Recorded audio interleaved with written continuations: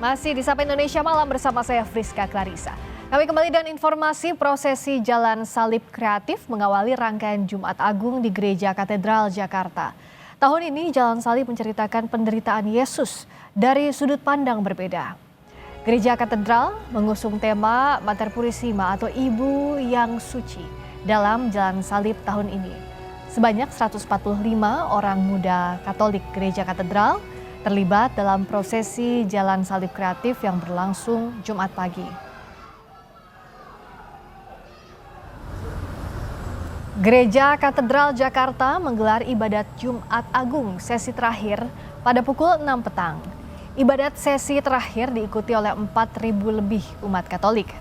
Sesi ketiga, ibadat Jumat Agung dipimpin Romo Yohanes Deodatus dan Romo Andre.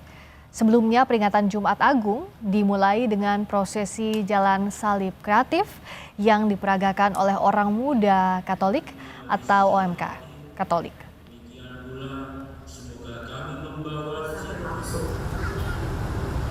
Bagaimana hikmatnya peringatan Jumat Agung di sejumlah daerah?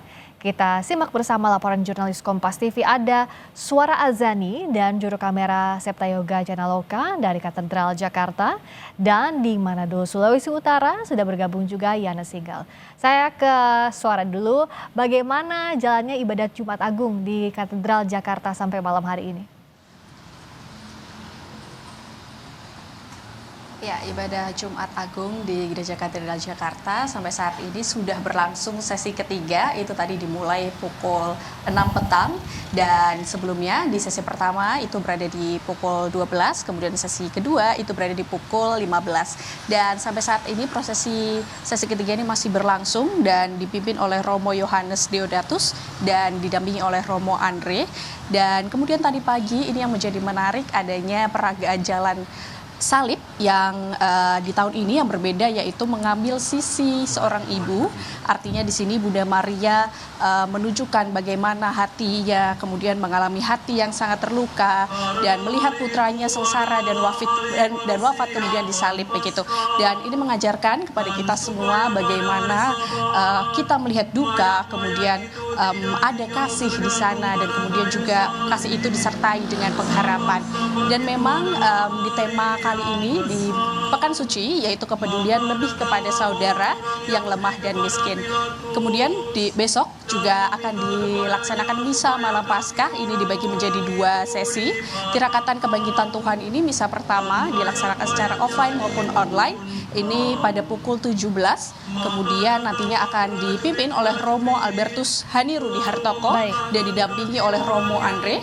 Kemudian di misa kedua ini akan berlangsung pada pukul 20.30 dan dipimpin oleh Romo Yohanes, Romo Makarius dan Romo Mardiat Majah. Friska. Baik, terima kasih.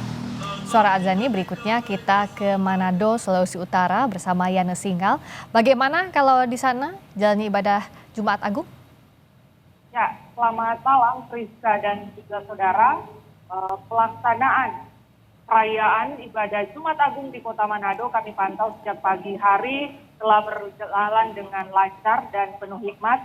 Sejumlah gereja di Kota Manado menggelar ibadah dengan beberapa sesi dan kami pantau untuk malam hari ini saya berada di sekitaran Gereja Pantekosta di Indonesia Pusat Samratulangi Manado dan kali ini sedang berlangsung ibadah perayaan Jumat Agung sesi ke-7 atau sesi terakhir, di mana tadi pagi sejak pukul 5, pukul 7, pukul 9, pukul 11, dan pukul 3, serta pukul 5 sore hingga malam hari ini dilakukan 7 kali ibadah. Dan ibadah perayaan Jumat Agung ini sendiri mengandung makna di mana umat Kristiani akan menghayati refleksi pengorbanan Tuhan Yesus Kristus di atas kayu salib.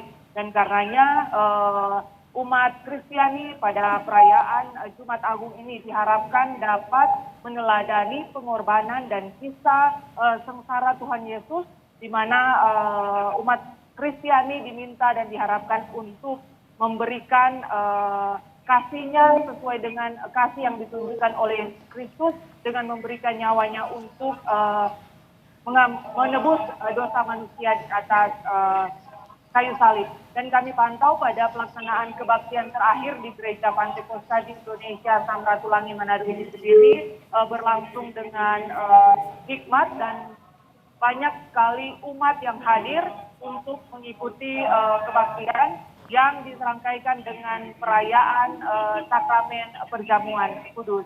Rizka. Ibadah Jumat Agung di Manado, Sulawesi Utara. Tapi sebelum ditutup saya mau ke Suara Azani lagi di Katedral Jakarta. Suara, bagaimana rangkaian sampai nanti Minggu Paskah di Gereja Katedral?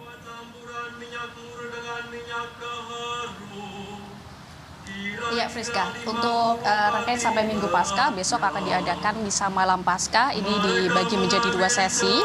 Sesi pertama tadi berlangsung pada pukul 17. Ini nantinya akan diadakan offline maupun online.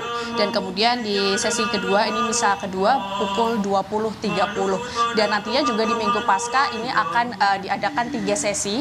Ada di pukul 8, pukul di 17 dan sekitar pukul 18.30. Dan kemudian memang rangkaian itu memang akan menjadi rangkaian dari Pekan Suci dan Malam Paskah hingga Minggu Paskah. Nantinya akan ada pemimpin dari Romo yang akan berlangsung dan kemudian juga nantinya akan menjalankan ibadah secara hikmat begitu, dan ininya nantinya akan dipantau juga bagi umat Katolik yang akan beribadah. Ini diimbau untuk datang 30 menit sebelum, yaitu pintu gereja akan dibuka 1,5 jam sebelum. Artinya nantinya jika ingin datang bisa melakukan registrasi sebelum pendaftaran, dan begitu nantinya ketika tidak perlu registrasi bisa berada di depan tenda. Jika registrasi bisa memasuki di bagian dalam gereja. Friska. Terima kasih Suara Adzani yang melaporkan soal ibadat Jumat Agung di Gereja Katedral, dan juga ada Yana Mika Singgal di Manado, Sulawesi Utara yang melaporkan soal ibadah Jumat Agung di sana. Terima kasih, selamat malam.